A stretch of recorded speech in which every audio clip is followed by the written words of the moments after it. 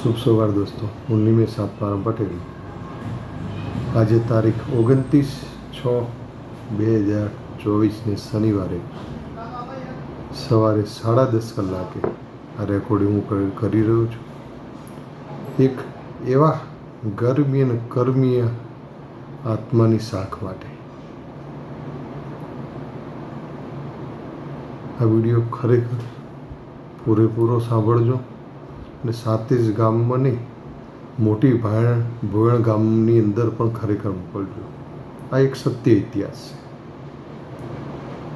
વાત કરીએ મોટી ભોયણની જમીનનો. ચંપાબેન તે રામસંગજી ધોળાજીની દીકરીની જમીનનો, જે દીકરી સાથે જ ગામે પરણાવવામાં આવે છે, જેની જમીનનો હું કુલ મુખત્યાર છું. તેમના જમાઈ જે ખાનપુર ગામે રહે છે, ખોડાજી કરીને, તેમના થકી આ કેસ મેં લીધેલો હતો. ત્યાંના રણજીતજી કરીને જે મારા કંપનીના માણસ છે, તે આ સર્વે આજની ગાથાના એ સાક્ષી છે.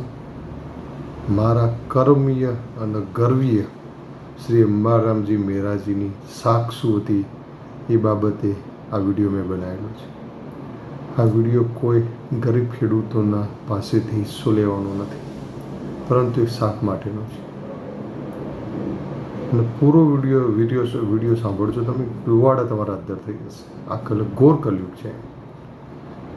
અંબારામ મેરાજી ઠાકોર માજી સરપંચની સાથે જ ન ભૂલી શકાય તેવું પાત્ર, એક મનુષ્ય યોનિનો રંગમંચનો એવો કલાકાર કે જેણે ખરેખર કોઈ ખેડૂતની જમીનનું ખોટું કરેલું નથી અને અનીતિનું ક્યારેય ખાતેલું નથી. આજે દિવ્ય આત્માને ઈશ્વર શાંતિ આપે, સાથે એમના આત્માને હું ખરેખર અમર કરી દઈશ સાથે જ ગામની અંદર, અને જીવન પર્યંત એમને જીવિત રાખીશ. એમના સ્વપ્ન હું સાકાર કરીશ. ને એમાંનું એક સ્વપ્ન એમનું જરૂરથી હતું કે સાહેબ, સાથે જ ગામના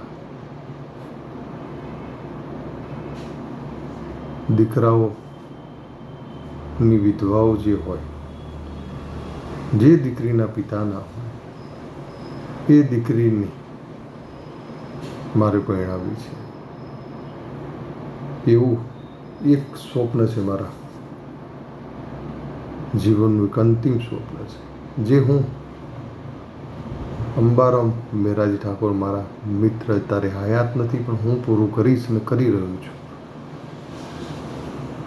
આ વિડીયોની અંદર આ શબ્દોની પણ તમે નોંધ લેજો. સાથે જ ગામની અંદર કોઈ પણ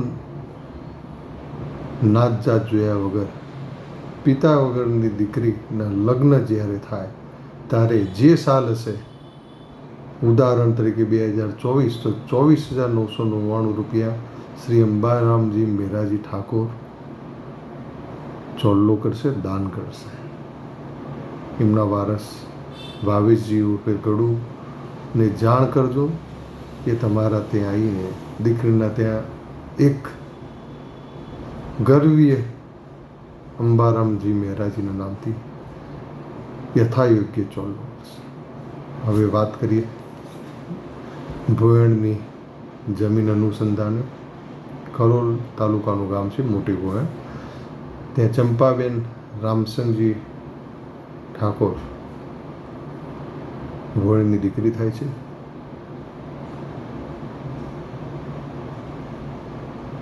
તેની જમીન હતી, તેનો કુલ મુખત્યાર હતો.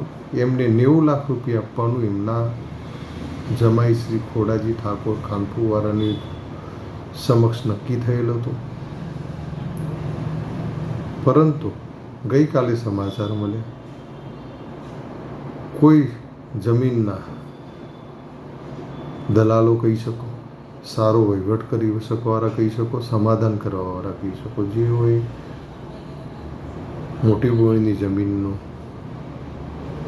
સારી એવી રકમ આપીને હું 90 લાખ આપવાનું તો કદાચ એમને કરોડ રૂપિયા આપ્યા છે, 1.25 કરોડ રૂપિયા આપ્યા છે. પરંતુ એ રૂપિયા ચંપાબેનને મળેથી અમે ખરેખર ખુશ છીએ. વાત ફક્ત એ છે, અંબારામ મેરાજી ઠાકોર મોટી ભોયણની અંદર રાત્રે 12:30 વાગે સમાધાન કર્યું હતું. સામે પક્ષે પણ વિધવાઓ છે અને જે ત્યાંની ગાથા કહેવા જવું તો લોભી થશે, પરંતુ ગામ વચ્ચેનું આગેવાનો વચ્ચેનું સમાધાન છે. સમાધાન અર્થે એમના કુટુંબી ભત્રીજાને જ આ જમીન વેચેલી હતી, એ સ્પષ્ટ છે. અને 14થી 15 ડોક્યુમેન્ટ વેચાણ થયેલ હોવા છતાં તેની જવાબદારી પૂર્ણ કરવાની શરતે 90 લાખ રૂપિયા આપવાનું મેં નક્કી કરેલું હતું, જેના સાક્ષી એમના જમાઈ ખોડાજી ઠાકોર ખાનપુરના છે. વાત ફક્ત આજે એટલી છે, સાથે જ ગામના સારા વ્યક્તિઓએ જે સમાધાન કરાવ્યું હોય એમના હું એટલું જ કહેવા માગું છું કે તમે ફક્ત ચંપાબેન તથા એમના જમાઈને લઈને એમનો છોકરો અંબારામ મહેરાજીનો ગડ્ડુ ઉર્ફે ભાવેશને લઈને મોટી ભોયણમાં સમાધાન થયેલું છે તેની ચર્ચા કરી આવજો. કે હવે હયાત હતા ત્યારે ઘણું સહન કરી દીધું છે, પણ મરણ પછી એમના આત્માને કોઈ ડાઘ લગાવશે તો નિમેશ પટેલ ક્યારેય નહીં ચલાવી લે. આ રૂપિયાની લડત નથી. આ વિડીયો મોટી ભોયણ ગામને પણ પહોંચાડજો. અંબારામ મહેરાનો વારસદાર ભાવેશજી ઉર્ફે ગડુ તમારે ત્યાં સાથે જ ના સારા એવા જમીનોનો વહીવટ કરતા વ્યક્તિઓને લઈને આવશે. સ્પષ્ટ ખુલાસો કરજો, કોઈ ગુસ્સો કરતા નહીં. મારી ફક્ત એક જ અરજ છે આપ સર્વેને, મોટી ભોયણાને, ચંપાબેનને તથા એમના સંતાન ગોવિંદજી દરેકને ત્યાં જઈને વાતચીત કરો. અંબારામ મહેરા શું વ્યક્તિ હતા એ તમને ખબર પડશે. ગામ વચ્ચે 14-15 ડોક્યુમેન્ટ હોવા છતાં સમાધાન કરી આવેલો વ્યક્તિ અને 90 લાખ રૂપિયા આપવાવાળો વ્યક્તિ, જે 1 રૂપિયો આવવાનો નહોતો, એ સ્પષ્ટ વાત છે. રૂપિયો મહત્વ નથી એટલું સમજી જાય, રૂપિયાનું કોઈ મહત્વ નથી. આજે અંબારામ મહેરાજી ઠાકોર મારા મિત્રને શાખને ડાઘ લાગી રહ્યો છે. એટલે જો આ વિડીયો સાંભળ્યા પછી પણ જો કોઈ ના પાડશે અને ખોટો વહીવટ કરશે તો હું નહીં ચલાવેલો. હું આજની તારીખ એવી ચંપાબેન રામસિંહજી ઠાકોરનો હું કુલમુખ હત્યાર છું. મને જાણ કર્યા વગર કોઈ પગલું ભરી શકાતું નથી. એ સંપૂર્ણ અભણ છે ને કાયદાથી અજ્ઞાન છે. હું એમના ત્યાં પણ જઈશ, ગોવિંદજીને પણ વાત કરીશ કે ભાઈ હકીકત આવી છે, વિચારી કરજો. કોઈ બી પ્રોપર્ટી 14 વખત વેચાયેલી હોય અને એના ઉપર આપણે વેચીએ છીએ તો શું થાય, એને ઉકેલ્યા પછી બધું કરી શકીએ છીએ આપણે. ખાસ સાથે જ ગામના રહીશો તથા મોટી ભોયણના રહીશોને મારી નમ્ર અરજ છે, આ વિડીયો તમારા સુધી પહોંચે તો એક અંબારામ મહેરાજી ઠાકોરને જે આજના સારા કામો, સારી દલાલી કરતા વ્યક્તિઓ જે બદનામ કરવાની કોશિશ કરી રહ્યા છે તે સત્ય બહાર આવવું જોઈએ કે અંબારામ મહેરાજી ઠાકોર શું હતા. આ કેસ, આ મારો દાખલો એક પ્રેરણારૂપ ને ઉદાહરણ બની રહેશે. આ રૂપિયાની લડાઈ નથી, મારા મિત્રની શાખની લડાઈ છે. જય હિન્દ, અસ્તુ.